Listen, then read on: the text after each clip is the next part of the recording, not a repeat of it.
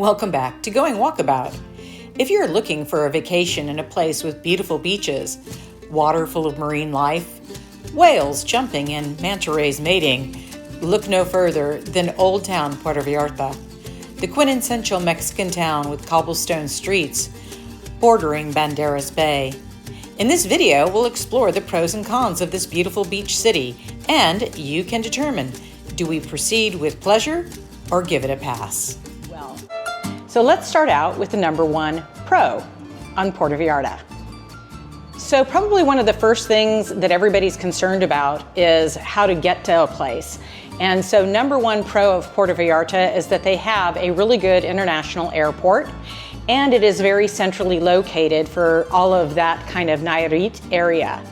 If you come into the airport at around, let's say, 1 o'clock, and you're staying in Zona Romantica, which is the old town part of Puerto Vallarta and where I highly recommend that you stay, then you're looking at no more than maybe a 20-minute cab ride or Uber ride to get to your hotel or your Airbnb. This is a little extra pro, so maybe 1.5, and that's that at the airport there's a bridge that goes over to the other side of the highway at the airport, and if you walk over that bridge, there's a place that's called Tacon de Marlin. I highly recommend it. We've eaten there so many times because they do marlin tacos, which are delicious, and they're very, very unique in all of Mexico. So at number 2, we have safety, which I know is a huge concern to everybody. I will say this, I've done other videos on Mexico, and you can look at it here, being safe. But as far as places being graded for safeness, Puerto Vallarta comes in 2nd or 3rd place on pretty much anybody's metric, and I'll put some above where I'm talking right now so that you can see that there's very few robberies, there's very few problems with people having fraud committed. So I'd say in all of the beach communities, Puerto Vallarta definitely ranks pretty high as far as safety goes.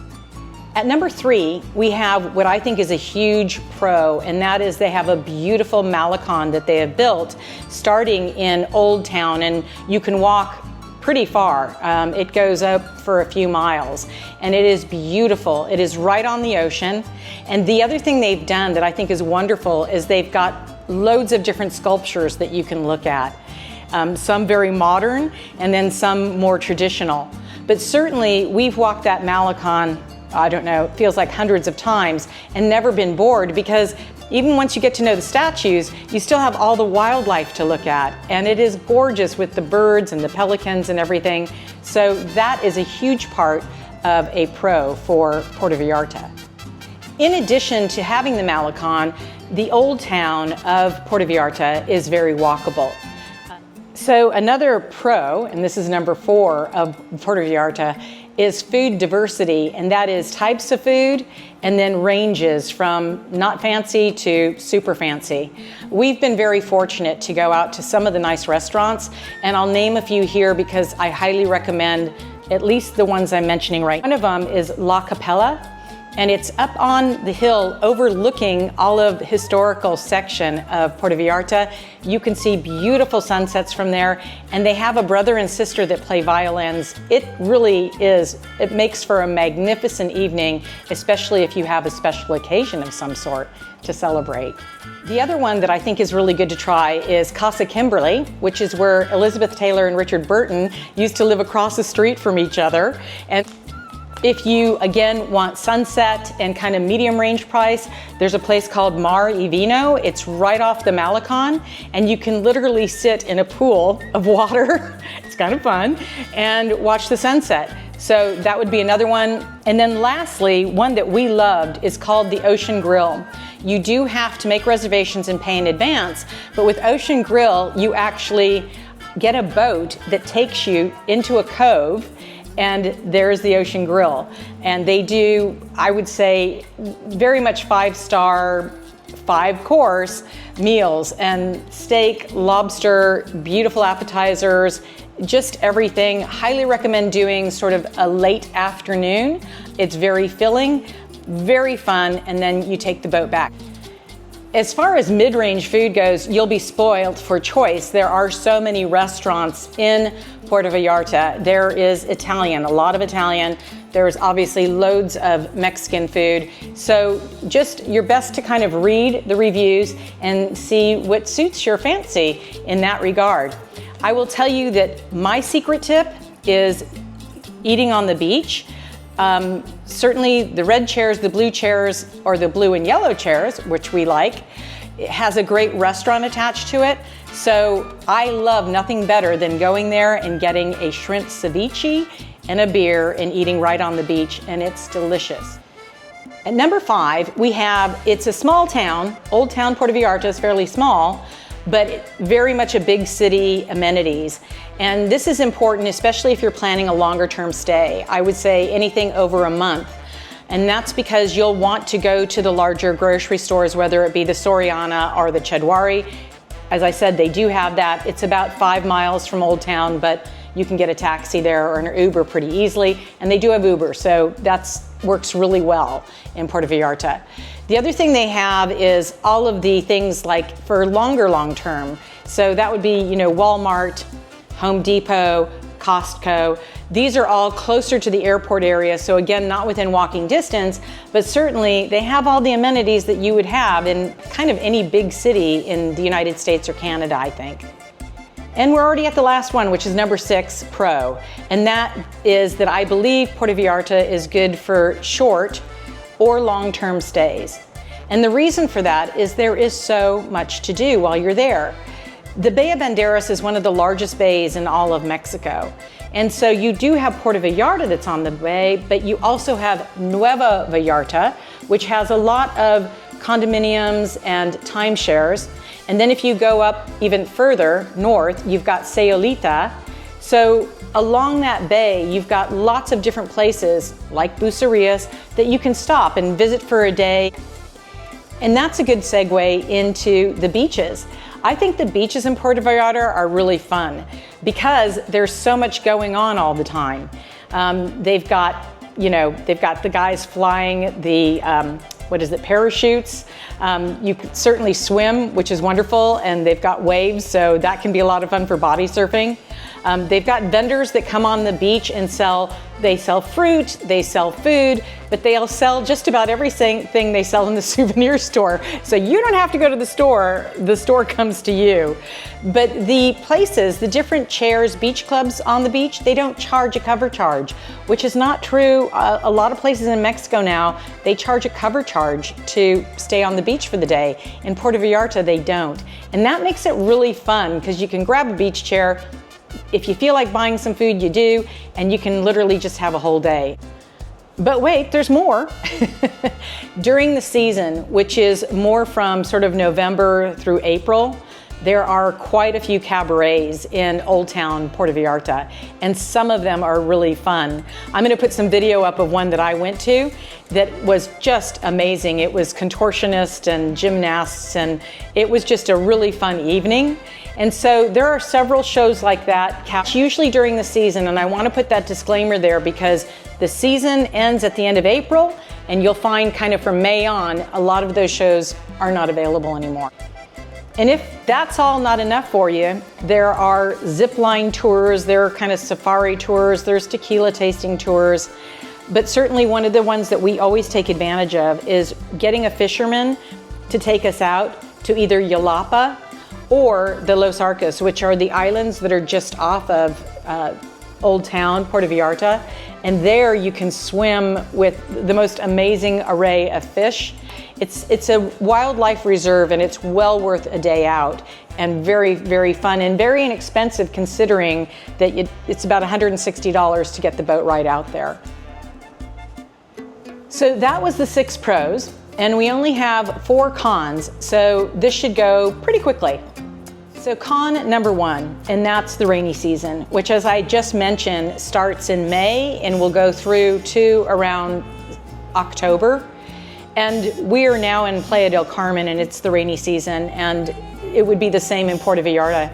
When you're in any of these Mexican beach cities during the rainy season, you have to expect not only a lot of rain, but power outages. The infrastructure of the cities is not phenomenal. So recently, we've been getting power outages every day, and they're not short. Many times they're for many hours. And think about it, when you have a power outage, you also don't have the internet. So if that kind of thing is important to you, this could be something that is pretty frustrating. In addition to the rain, you do have to really kind of keep an eye on the weather, because they do get hurricanes in this area. And a week after we left Puerto Vallarta, they did have hurricane warnings. It turned into a grade 3 hurricane, causing massive flooding, especially in Old Town, because Puerto Vallarta is backed up against mountains, and that water just rushes down into the ocean. The other problem with that water rushing down is that it makes swimming at the beach very difficult, because you're getting all of the stuff that's in these different places running into the water, into the ocean. And so it's not ideal to go swimming at that time. We have talked to people who've gotten some pretty unfortunate illnesses due to swimming in the water during that summertime when they're getting all that runoff. So that's kind of a really big negative on the beach system. So at number 2, we have pricing. And I would say that Puerto Vallarta and Playa del Carmen are on par, both being not that inexpensive. If you're looking for things like breakfast and so forth, you'll pay less for that if you're eating out. In both of these places, certainly in Puerto Vallarta, you could get a breakfast for $10 or $15, which is literally half the price of what we would pay in California. But when you go to the grocery store, I have found that the prices are maybe 20% less. California, I pay $1,400 for a month of groceries here in Mexico, and that's either in Playa del Carmen or Puerto Vallarta. I pay about $1,200. Now that is all in 3 meals a day and alcohol. So you might be able to do it for less. Still on pricing here, we'll talk a little bit about accommodation. I have found that accommodation, we've been able to get some really nice places in Puerto Vallarta, but we usually go towards the end of the season or in the shoulder season. So we've been able to find good accommodation, and I'm gonna put some pictures up of our accommodation. There is a lot of Airbnb in Puerto Vallarta. They've done a tremendous amount of building over the last 3 or 4 years, and a lot of people have bought them for, I believe, investment, and they've decorated them very nicely. So you can get a very nice Airbnb. We have done that over ever staying in a hotel in that Old Town area, and it's worked out really well. But like I say, we've stayed off season. So we're paying usually around $135 a night for a place. And again, that would be a 2-bedroom, 2-bath place. Okay, number 3, as far as a con of Puerto Vallarta, and this is kind of something that is throughout Mexico, and that is construction. There is a lot of construction. As I just mentioned, they've done a load of building of condominiums. There's a very big appetite from Canadians and Americans, I believe, to either have a second home in Puerto Vallarta or to move there full time. And because of that, it just seems like there's construction going all the time. So one of the things I would say is check before you commit to a place and reserving a place, because you want to make sure that you don't have a place exactly next door doing full-time construction. Keep that in mind, and that's the same if you're staying at a hotel. Make sure that they don't have any construction. Read the different people's comments on that hotel, because that can really ruin your trip if you're trying to have a restful afternoon and you've got guys thundering away on a jackhammer next door. Okay, the last con, number 4, and that's beach hawkers. Now, I explained earlier that the beach has all these folks where they kind of bring the store to you, and they literally will have blankets and pottery and God knows what. Now, I enjoy this. I enjoy lying on a beach chair and having people come over and try to sell me jewelry and so forth. I think it's really fun. However, 90% of the people I talk to don't like it. And it's a big, big business for them in Puerto Vallarta. It is different. I've been to a lot of Mexican beaches, and this is the only one that has these beach vendors to the degree that they do. And a lot of people find it really annoying. So heads up on that one. If that's something that bothers you, make sure you get a hotel. or an Airbnb with a good pool area. That's why a lot of the pools are on the top. So you can, be in the pool and be looking at the beach and enjoying it and not have to deal with all of the vendors on the beach. Okay, now I have 28% of the people that have joined my channel are Mexicans. So all you Mexican folks, please weigh in. Did I get it right or wrong? Let me know in the comments below. And those of you that are Canadian and American, I know many of you have visited Puerto Vallarta and may have your thoughts on it. So please, I would also appreciate you telling me, is there something I missed? Please put it in the comments below. If you've enjoyed the video, I'd really appreciate a thumbs up. It really helps the channel hugely. Or better yet, subscribe. We do a new video every week. Thanks again for watching. We'll see you next week. Cheers for now.